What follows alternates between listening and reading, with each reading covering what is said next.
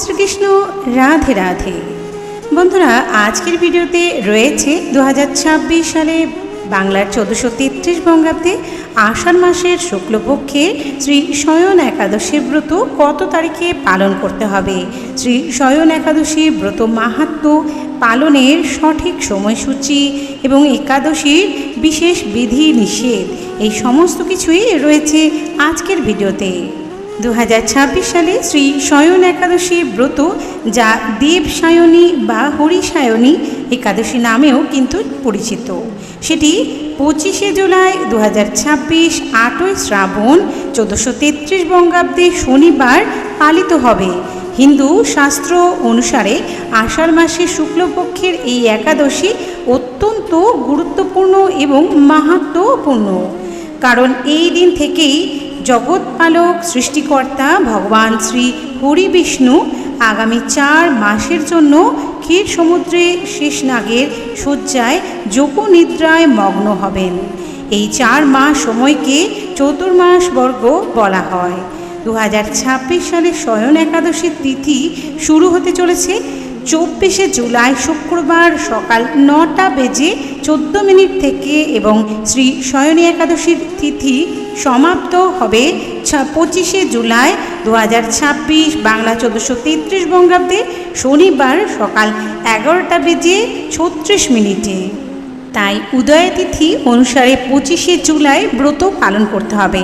শয়ন একাদশী পালনের নিয়ম ও ব্রত মাহাত্ম্য শয়ন একাদশী থেকেই পবিত্র 4 মাস বা চতুর্মাসও ব্রত শুরু হয়।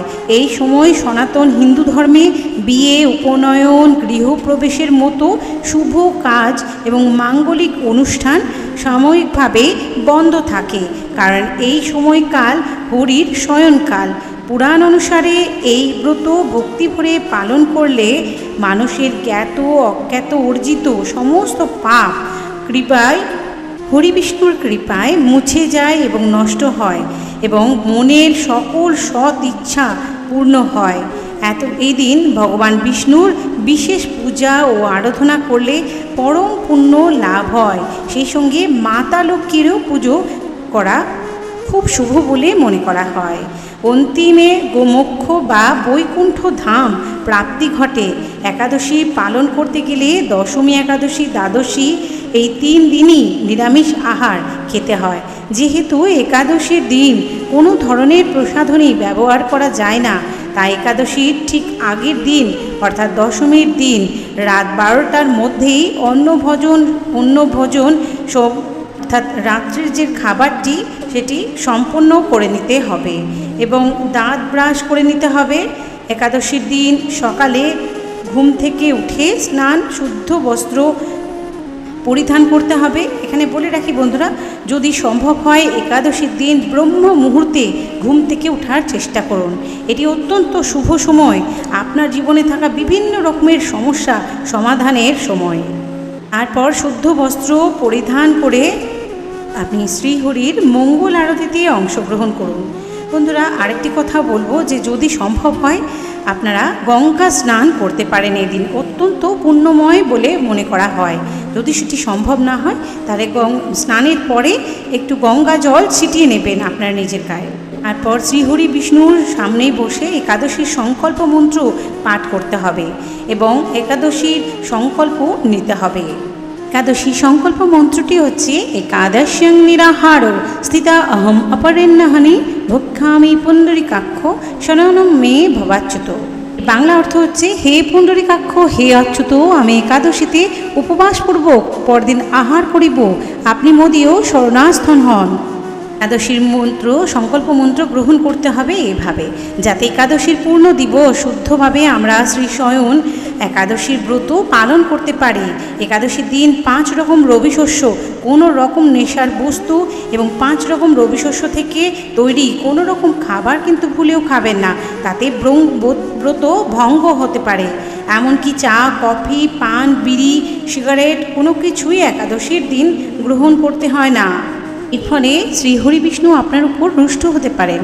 যদিও শয়ন একাদশী আষাঢ় মাসের একাদশী, কিন্তু এবছর এটি তিথির বিচারে শ্রাবণ মাসে পড়েছে, আর চাতুর্মাসের নিয়ম ধরে শ্রাবণ মাসে কোনো রকমের শাক পাতা খেতে নেই। তাই একাদশীর দিন আপনারা ভুলেও কোনো ধরনের শাক পাতা কিন্তু খাবেন না। একাদশীর দিন অনুকল্প প্রসাদ গ্রহণ করে ব্রত পালন করতে হয়। একাদশীর দিন ব্রত কথা পাঠ ও শ্রবণ ছাড়া একাদশী ব্রত অসম্পূর্ণ। তাই অবশ্যই শ্রবণ করতে হবে শ্রী শয়ন একাদশীর ব্রত মাহাত্ম্য কথা। যদি আপনি কোনো কারণে একাদশীর দিনে ব্রত রাখতে নাও পারেন, শুধুমাত্র এই ব্রত কথাটি দিনের যে কোনো সময় শ্রবণ করে একাদশীর সন্ধ্যায় ভগবান শ্রীহরি বিষ্ণু এবং মা লক্ষ্মীর উদ্দেশ্যে একটি প্রদীপ অবশ্যই প্রজ্বলন করে দেবেন। মনে করা হয় এই প্রক্রিয়াটি করলেও ব্রতের পুণ্যফল অনেকাংশে লাভ হয়। তাহলে চলুন বন্ধুরা, শুরু করছি আষাঢ় মাসের শুক্লপক্ষের দেবশয়নী একাদশীর ব্রত কথা। ওম নমো ভগবতে বাসুদেবায়। শয়ন একাদশীর ব্রত। মহারাজ যুধিষ্ঠির বললেন, হে কৃষ্ণ, আষাঢ় মাসে শুক্লপক্ষের একাদশীর নাম কি? এর মহিমায় বা কী তা আমাকে কৃপা করে বলুন। শ্রীকৃষ্ণ বললেন, ব্রহ্মা এই একাদশী সম্পর্কে দেবর্ষি নারদকে যা বলেছিলেন আমি সেই আশ্চর্যজনক কথা আপনাকে বলছি। শ্রী ব্রহ্মা বললেন, হে নারদ, এই সংসারে একাদশীর মতো পবিত্র আর কোনো ব্রত নেই। সকল পাপ বিনাশের জন্য এই বিষ্ণুব্রত পালন করা একান্তই আবশ্যক। যে ব্যক্তি এই প্রকার পবিত্র পাপ নাশক এবং সকল অভীষ্ট প্রদাতা একাদশীর ব্রত না করে তাকে নরকগামী হতে হয়। আষাঢ়ের শুক্লপক্ষের এই একাদশী শয়নী নামে বিখ্যাত।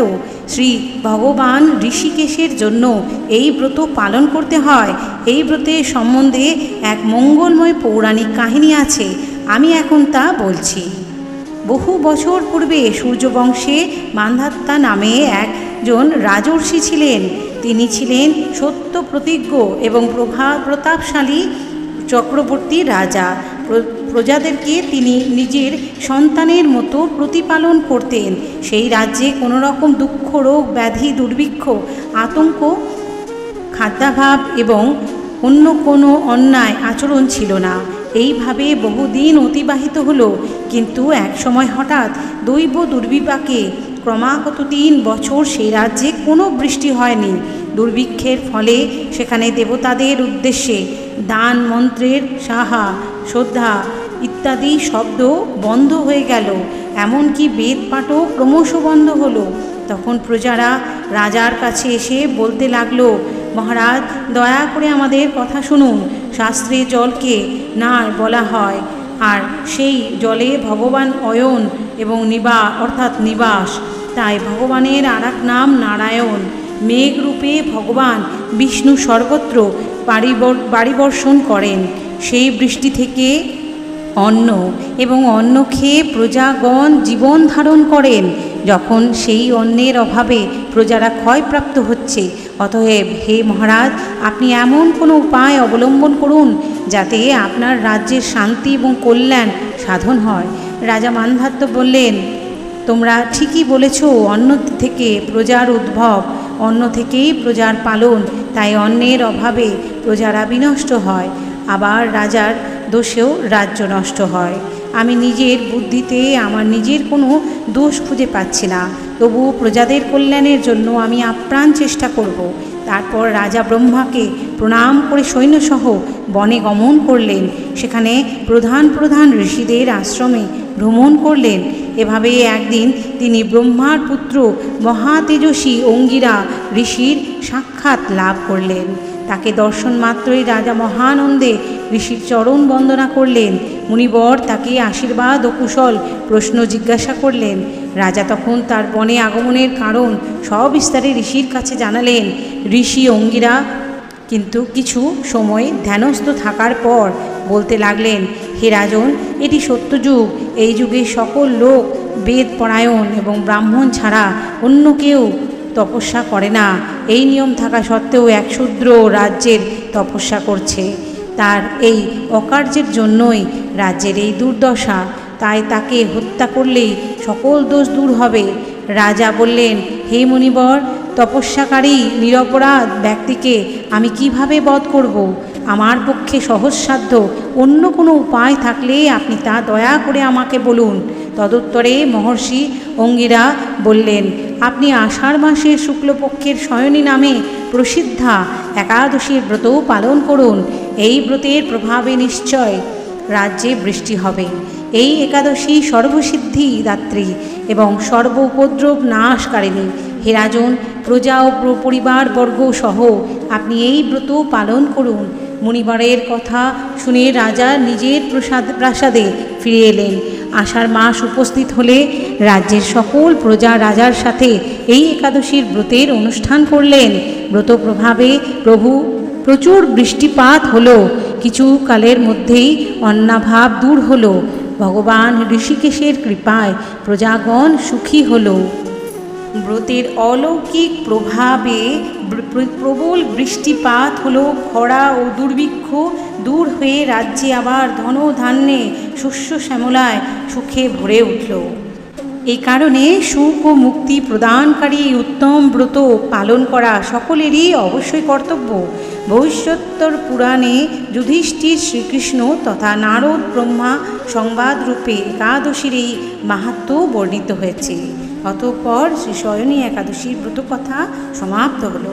এই একাদশীর দিন অবশ্যই বিষ্ণুর সঙ্গে মাতা লক্ষ্মীর পুজো করতেই হবে এবং একাদশীর দিন ভগবানের নাম জপ, গীতা পাঠ, বিষ্ণু সহস্র নাম স্তোত্র পাঠ করা অত্যন্ত ফলদায়ী বলে মনে করা হয়।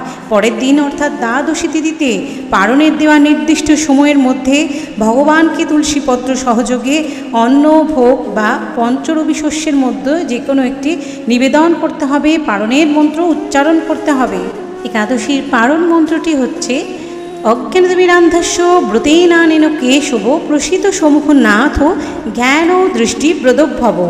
এই একাদশীর পারণ মন্ত্রটি 3 বার উচ্চারণ করে পারণ সম্পন্ন করতে হবে।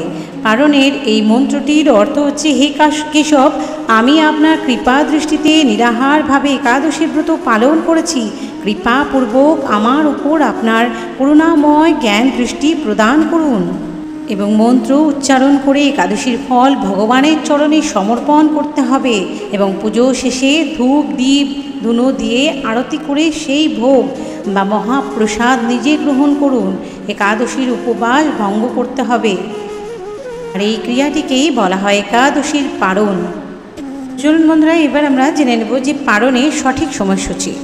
শয়নী একাদশী 2026 সালের স্থানভেদে পারণের সময়সূচি থাকতে চলেছে। 2026 সালে শ্রী শয়ন একাদশীর পারণ ভারতের জন্য করতে হবে ইংরেজি 26শে জুলাই রবিবার সূর্যোদয় থেকে সকাল 9:32 মধ্যে এবং বাংলাদেশের ক্ষেত্রে শয়ন একাদশীর পারণ থাকতে চলেছে 26শে জুলাই 2026 বাংলা 1433 বঙ্গাব্দের রবিবার সূর্যোদয় থেকে সকাল 10:01 মধ্যে। একাদশীর মূল উদ্দেশ্য শ্রীকৃষ্ণের ভক্তি লাভ, চরণে পূর্ণ নিজেকে সমর্পণ করা। জয় বন্ধুরা, আপনাদের সুবিধার্থে বলে থাকি, যারা নির্জলা উপবাস রাখছেন তারা খুব ভালো মতোই শয়নী একাদশী ব্রতটি পালন পুরো কার্য করবেন না, যেমন নখ, চুল, দাড়ি এই কিছু আপনি কিন্তু কাটবেন না। এগুলি থেকে সম্পূর্ণ দূরে থাকুন। একাদশী দিন অবশ্যই তুলসী মাতাকে জল নিবেদন করতে ভুলবেন না। এতে শ্রীহরি বিষ্ণু আপনার উপর অত্যন্ত সন্তুষ্ট হবে। তো বন্ধুরা, ভিডিওটি আজ এই পর্যন্ত। সকলে ভালো থাকবেন, সুস্থ থাকবেন। দেখা হবে আরও একটি ভিডিওর সাথে। জয় শ্রীকৃষ্ণ, রাধে রাধে।